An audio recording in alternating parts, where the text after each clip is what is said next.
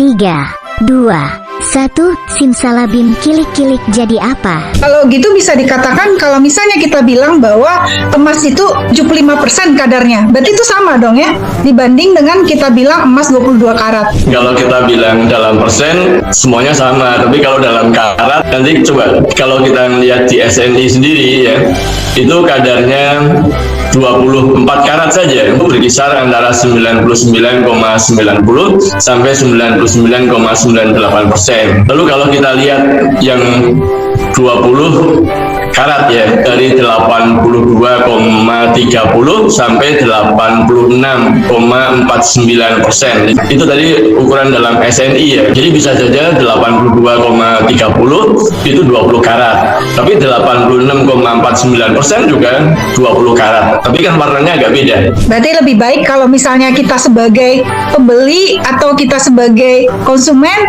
yang kita tanyakan bukan karatnya gitu ya Pak ya. Lebih enak tanyanya persentase gitu. Ya, tapi kalau kita tanya dalam karat itu di toko ada, tapi kalau persen nanti tokonya ngitung lagi, itu berapa ya, bingung lagi nanti dia.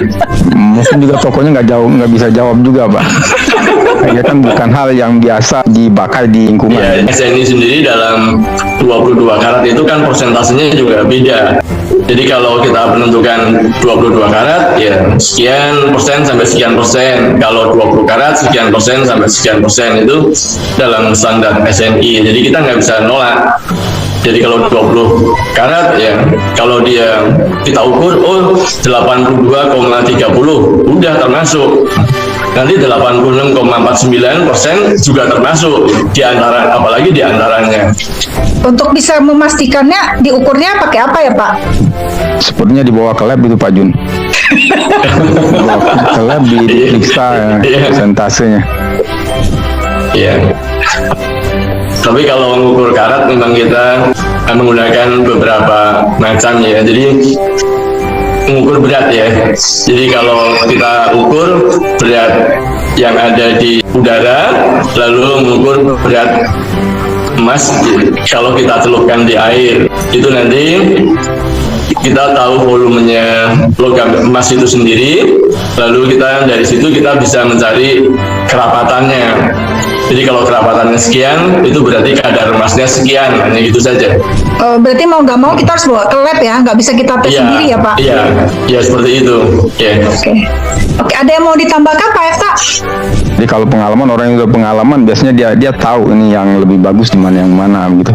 Selain kan biasanya kan dari karat itu kan kalau kita lihat kan dari kilaunya ya kan, kalau misalkan yang bersih itu kilaunya, kalau emasnya lebih banyak tentu kilaunya kan lebih bagus dibandingkan yang emasnya lebih sedikit.